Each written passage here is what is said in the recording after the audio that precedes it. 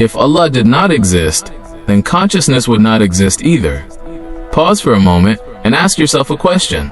This voice inside you that says, I am, where did it come from?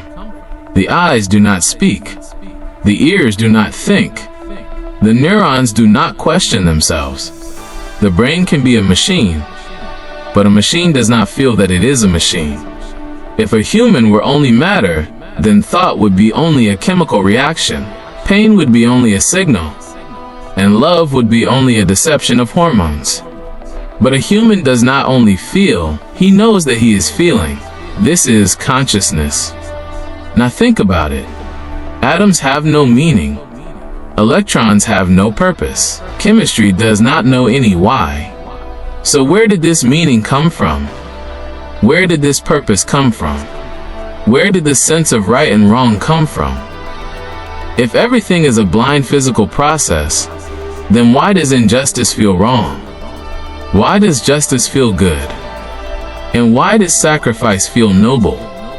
Survival does not explain this. Evolution does not explain this. At this point, the Quran says something that silences the entire philosophy. And they ask you about the soul.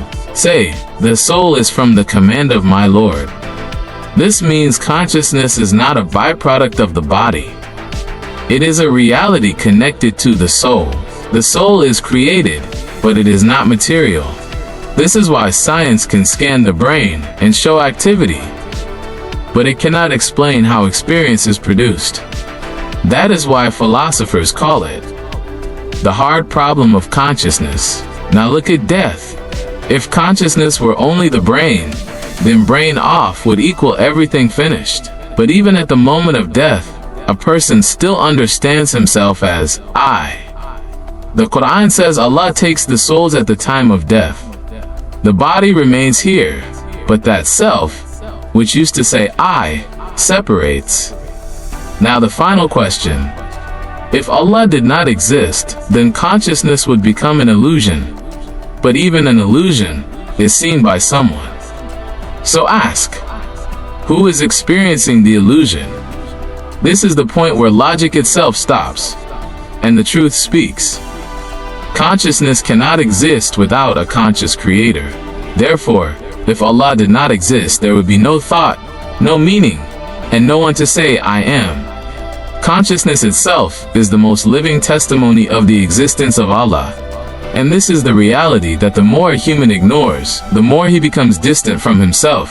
A human can create technology, but he cannot create consciousness. He can imitate the brain, but he cannot create experience. Because consciousness is not a product of a lab, it is a gift.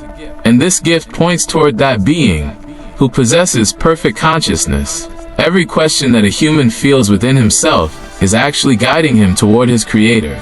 That is why even in solitude a human talks to himself, because the voice within him is not just chemicals, it is a trust.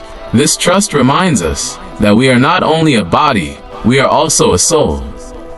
And this very soul keeps calling the human back toward his Lord.